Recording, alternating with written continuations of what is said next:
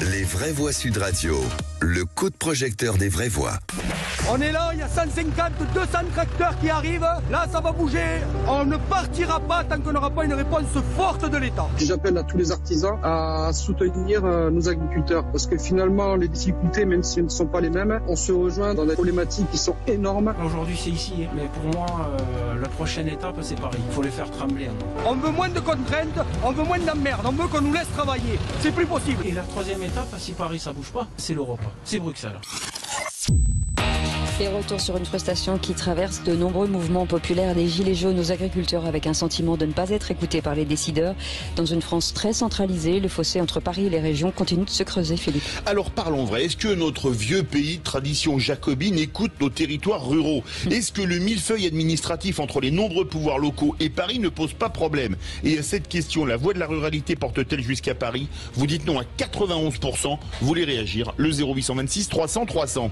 Et pour commencer, Sacha Houlier, pour une fois, je vais démarrer par vous, Sacha Houlier, monsieur le député, de dire finalement le fait de ne pas être entendu, pas écouté, pas entendu, les deux valent, par Paris. Est-ce que on entend encore cette petite musique aujourd'hui? Ah oui, absolument. C'est assez sévère pour le travail des parlementaires. Ouais. Bah oui. Le sondage que vous avez donné, et en même temps, si je peux me permettre, il y a beaucoup de parlementaires qui portent la voix de leur territoire à Paris. Ce qu'on sait, c'est que finalement, il y a beaucoup de dilutions, il y a beaucoup de contraintes qui font que pour les élus, c'est difficile, comme pour les citoyens qui râlent. Il y a beaucoup de contraintes, beaucoup de difficultés à faire changer la loi, les normes, voire les textes qui sont supranationaux comme les textes européens, et pourtant il y a beaucoup de volonté politique pour tenir compte de tout ce que l'on nous remonte.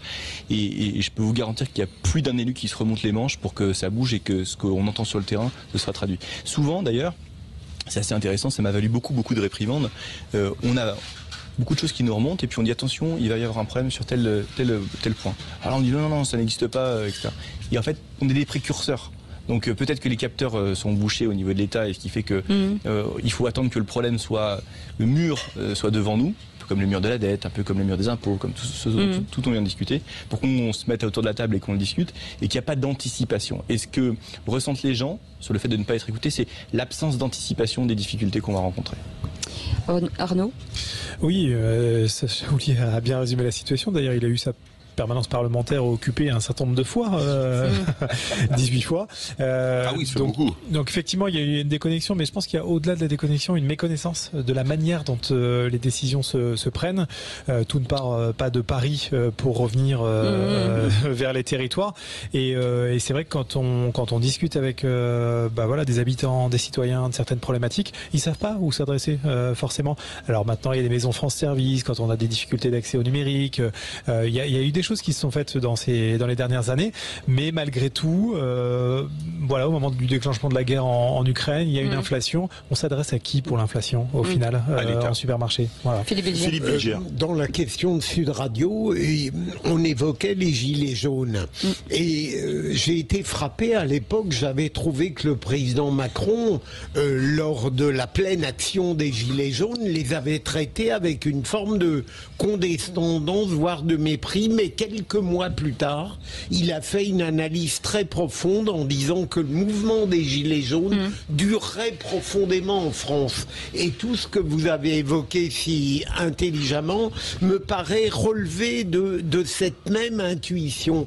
On a eu à partir de là un certain nombre de catégories sociales ou professionnelles qui sont inscrites dans le même registre un peu abandonnique. Moi, je vais vous donner juste un exemple. On a fait 1 an et 2 ans après la crise des Gilets jaunes, donc novembre 2018, des papiers sur les fameux cahiers de doléances, c'est fameux, qui avaient été déposés partout dans les mairies et qui contenaient des centaines de milliers de situations individuelles, de récriminations, et qui sont tombées dans l'oubli. Et ça, je pense dans les archives des préfectures. Exactement. Et ça, je pense qu'à un moment donné, c'est coupable parce que l'État aurait dû en faire quelque chose, aurait dû se les approprier pour au moins en faire une synthèse et au moins en tirer des conclusions. Ça, minima les rendre publics. Et moi, je vais vous donner 3 exemples aussi du fait que la temporalité du changement. En fait, quand les gens veulent voir les choses changer, il y a des décisions qui prennent un peu plus de temps. Je vous prends 3 exemples. L'électricité, le prix de l'électricité. Il était directement lié au fait qu'on avait des centrales nucléaires qui ne marchaient pas. Et réouvrir ces centrales nucléaires, ça nous a pris quelques mois. Quelques mois, c'est une prouesse industrielle que d'avoir pu les rouvrir aussi vite. Surtout quand elles ont des problèmes de soudure. Et oui, et ça a pris du temps. Deuxième chose, c'est sur les agriculteurs. Alors il y a des choses qui pouvaient aller très vite, c'est-à-dire le déblocage de tous les paiements des aides qui étaient embouteillés, mais tout ce qui avait été écrit sur les pesticides, les fongicides, les herbicides qui étaient interdits, ou en tout cas le plan zéro phyto, ça avait un pilotage un peu plus long, donc ça prenait 4, 5, 6 mois, et dans la colère qui était exprimée, on attendait des solutions qui étaient immédiates, où il fallait aller extrêmement vite. Troisième chose, c'est la réponse pénale. Évidemment, réduire les délais de la justice, ça met un peu de temps. Quand on recrute des magistrats, on met 2 ans à les former. Quand on recrute des policiers, on met 12 mois à les former. Les médecins, c'est 10 ans. Et les médecins, c'est 10 ans. Mais très bien, je vais rebondir sur votre exemple. En 2018, on fait sauter le numerus clausus pour qu'il y ait plus de médecins.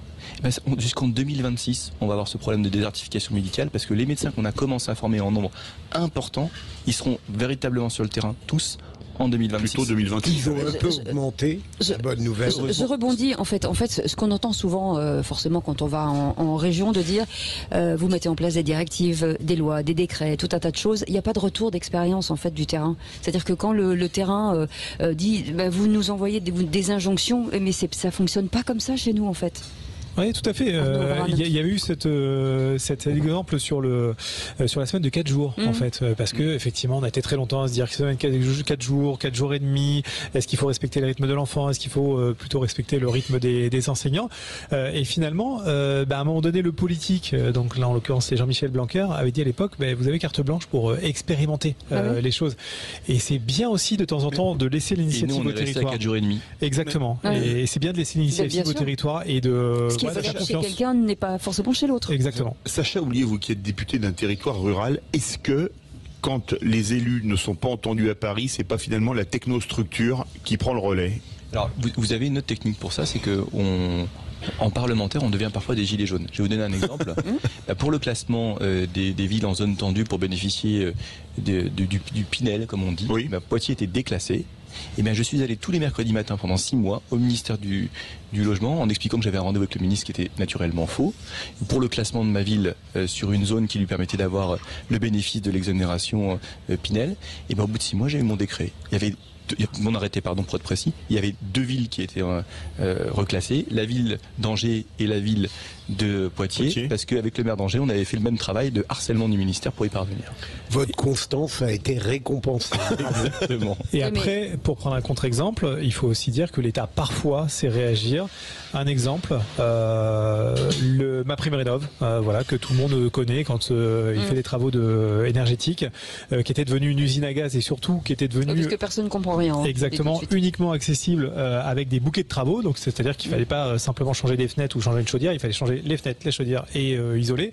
Bon, l'État, au bout de quelques mois, s'est rendu compte de son erreur puisque le marché de la construction se cassait la figure et a rectifié le tir. Alors après, il faut simplement que ça rentre dans les mœurs. Je rebondis sur, Sacha Houlié, je rebondis sur ce que vous dites. Vous dites que vous avez harcelé le ministre, mais tout le monde n'a pas la même position que vous au sein du gouvernement, moins d'accès, donc c'est aussi, là il y a aussi un problème. Il y a plein de députés, il y a plein de maires, il y a plein de présidents de région, il y a plein d'intercommunalités qui n'ont pas cet accès, qui ne peuvent pas aller à Paris même en faisant le siège. Alors, qu'est-ce qu'on leur dit à ces gens-là, en fait? Tout le monde a un parlementaire et tout le monde peut convaincre son parlementaire de se battre pour son territoire. Et puis ensuite, il y a une forme de bougisme qu'il faut combattre aussi, puisque quand on fait bouger les choses une fois, il faut pouvoir l'évaluer et dans la durée. Et puis enfin, il y a aussi surtout, on parle pas de ce qui marche. C'est-à-dire que nous, on ne remonte que ce qui ne fonctionne par. Et donc, par exemple, les France Services dont tu as parlé, Arnaud, c'est des choses qui fonctionnent. Donc, aujourd'hui, utilisez vos élus. Vos élus ne sont pas vos adversaires. Ni vos maires, ni vos présidents de conseils départementaux, ni vos députés, ce sont vos alliés pour faire évoluer les choses. Et l'impuissance publique, l'impuissance politique a ses limites dans le volontarisme. dans le cadre de l'état de droit, je précise tout de même. Mais en tout cas, on peut faire bouger beaucoup de choses si on se remonte les manches. Ça prend parfois un peu de temps, mais on y parvient. Merci en tout cas. Merci Philippe Bilger. Merci beaucoup Sacha Houlié, député de la Vienne. Merci beaucoup Arnaud Varane, rédacteur en chef du 7, l'hebdomadaire d'information. C'était une émission très agréable. Très agréable, un plaisir d'être là au Futuroscope. Merci à vous. J'ai même apprécié quand vous parliez, Philippe David. Pour vous dire, je pense que le harcèlement que Sacha Houlié a fait sur le ministre du Logement n'est rien par rapport à ce que vous me faites tous les jours. Mais oui, mais vous avez c'est une fois par semaine. Je sais que ça vous fait plaisir. Je sais que ça vous fait. C'est de l'amour. Vous savez, c'est comme Patrick Sébastien, c'est de l'amour. Ça n'est que de l'amour. Allez. Je ne sais pas ce que Cécile veut obtenir de vous. Mais rien, justement, surtout pas, je ne veux rien obtenir. Dans un instant, on vous parle 100% Futuroscope, on vous expliquera effectivement comment tout ça s'est orchestré et l'histoire finalement de ce parc incroyable. Et on va garder Philippe Bilger, tiens, parce que on va peut-être parler de René Monnieri. J'ai pas à me baigner. Non, absolument. Quel dommage. Seulement vous mouillez. Excellent la chute. Un profit assuré.